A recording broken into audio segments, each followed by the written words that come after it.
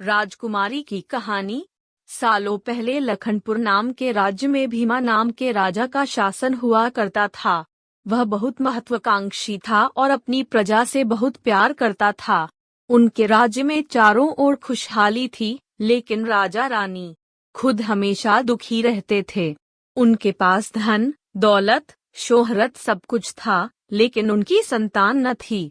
संतान पाने के लिए राजा और रानी पूजा पाठ जब तब सब करके देख चुके थे, लेकिन कोई फायदा नहीं हुआ। एक दिन महर्षि के कहने पर राजा ने महायज्ञ कराने का फैसला किया। यज्ञ और भगवान के प्रताप से राजा को एक बहुत सुंदर कन्या की प्राप्ति हुई। राजा रानी के साथ पूरी प्रजा खुशी से झूमने लगी। राज्य में चारों तरफ खुशी का माहौल छा गया। राजा ने सारे नगरवासियों को पिता बनने की खुशी में भोज पर आमंत्रित किया। धीरे धीरे समय बीतने लगा।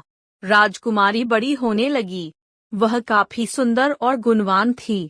राजा रानी उसे देखकर ही खुश रहने लगे, लेकिन एक दिन उनकी खुशी को मानो जैसे नजर लग गई। राजकुमारी बीमार पड़ गई।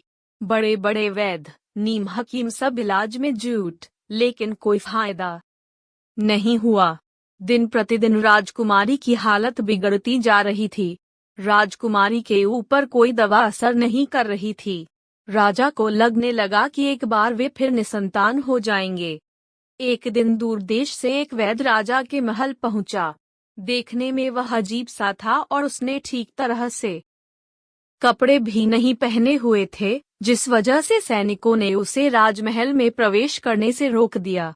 वैद्य ने राजा से एक बार मिलने की बहुत गुजारिश करते हुए कहा कि मैं राजकुमारी को ठीक कर सकता हूँ, लेकिन किसी ने उसकी बात पर यकीन नहीं किया। सैनिक उस वैद्य को राजा के पास लेकर गए। वैद्य ने सबसे पहले राजा को अपना परिचय दिया और कहा कि मैं आपकी बेटी को ठीक कर सकता हूँ। राजा उसकी बात सुनकर प्रसन्न हुआ, लेकिन उसका रहन सहन देखकर राजा ने भी उस पर यकीन नहीं किया। उधर राजकुमारी की तबीयत दिन प्रतिदिन खराब होती जा रही थी। इसलिए राजा किसी वैद्य पर यकीन नहीं कर पा रहे थे, लेकिन उस वैद्य का आत्मविश्वास देखकर राजा ने उसे एक मौका देने का फैसला किया। राजा ने वैद्य को बोला कि अगर राजकुमारी ठीक नहीं हुई तो अंजाम भुगतने के लिए तैयार रहना। इस पर वैद्य ने बोला ठीक है, लेकिन अगर राजकुमारी ठीक हो गई तो मुझे क्या मिलेगा? राजा ने कहा जो मांगोगे मिलेगा। वैद्य राजी हो गया।